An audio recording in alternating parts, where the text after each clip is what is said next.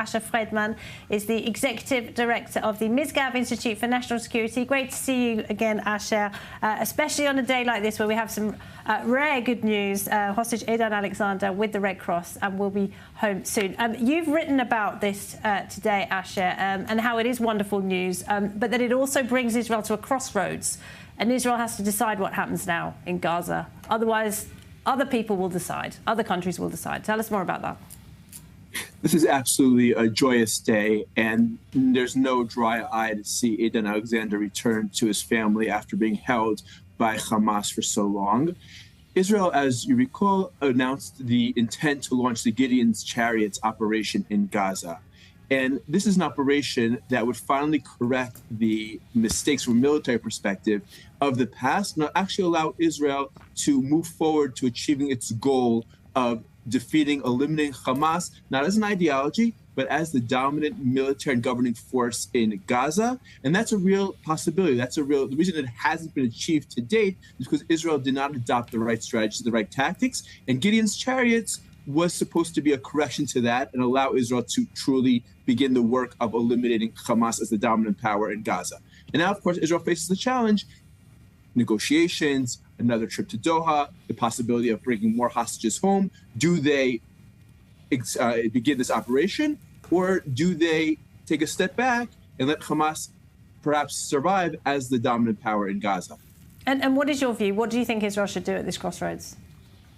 I think that if we can bring home a few more hostages to maximize the number of hostages, that obviously is what should be a key strategic goal. But at the end of the day, Israel cannot allow Hamas to remain the governing power in Gaza. That will inspire radical Islamist terrorists on all our borders. Gaza's popularity in the West Bank, in Judea and Samaria, is already skyrocketing. And this will allow Hamas essentially to more or less take over the West Bank, certainly once Abu Mazen leaves the political stage. We have to recall, Syria, Lebanon, those are interesting developments. Hamas's financial network is run out of Turkey. Its leadership is sitting in Doha. Its main goal in the near future is to survive in Gaza, take over the West Bank. About half of its fighters in the Gaza Strip are still alive and living to fight another day.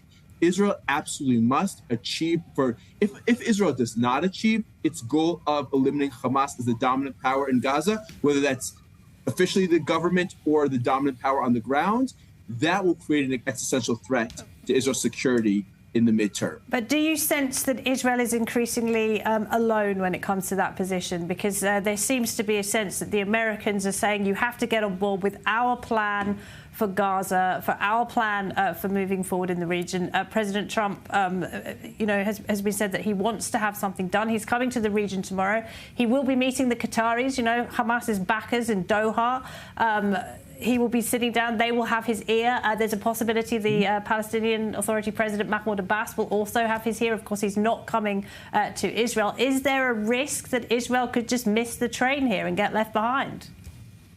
There are, as you mentioned, there are so many different moving parts. I think that ultimately President Trump has told Israel several times, you can open the gates of hell, you can encourage voluntary immigration. His first message to Israel was, this is your security problem. You do what you think is necessary. It's true, when Israel does not seem to be taking a clear path, then President Trump looks at his other interests in the region, listens to his Qatari, Saudi, Emirati partners. He would like to see a realignment of the region towards the West, the expansion of the Abraham Accords. And it may well be that if Israel doesn't make a choice, then it will come under greater pressures from our American allies. And I do think that now is the time for Israel to decide. And I think that there are, legitimate arguments on both sides. Is it going to pull back, let Hamas essentially remain in power in Gaza, maximize the number of hostages that are coming home? Or is it going to launch this Gideon's Chariots operation and truly eliminate Hamas as the dominant power in Gaza? But yes, likely undermine the chances of further hostage releases in the near future. And it's a terrible dilemma. And just before you go, Asher, I want to ask you, because I know you worked on the Abraham Accords, and as President Trump heads to Riyadh tomorrow, it does look increasingly as though the United States and the Saudis will do a bilateral deal which cuts Israel out of the picture. No chance of normalization. I spoke to a Saudi journalist yesterday who said the Saudis are very frustrated with with what he called Israeli intransigence when it comes to a pathway for a Palestinian state. Are you disappointed by that? Do you think that's the end of hopes of a normalization deal? There's a ton of media spins and pushes and leaks, and a lot of them are serving an agenda, whether it's the neo-isolationists in the U.S. or the yes Bibi, no Bibi people in Israel.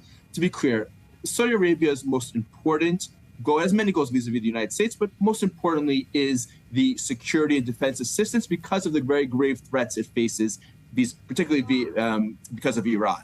Now, Saudi Arabia would like to get American arms, military support. That's one element. The second element is the defense pact that it would like to have with the United States. Now, that will need congressional approval.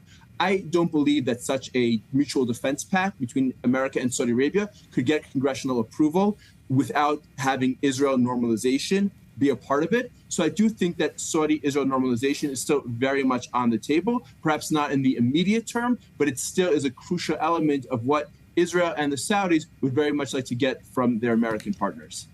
Fredman at the Misgov Institute, great to talk to you as always. Thank you very much. Thank you very much.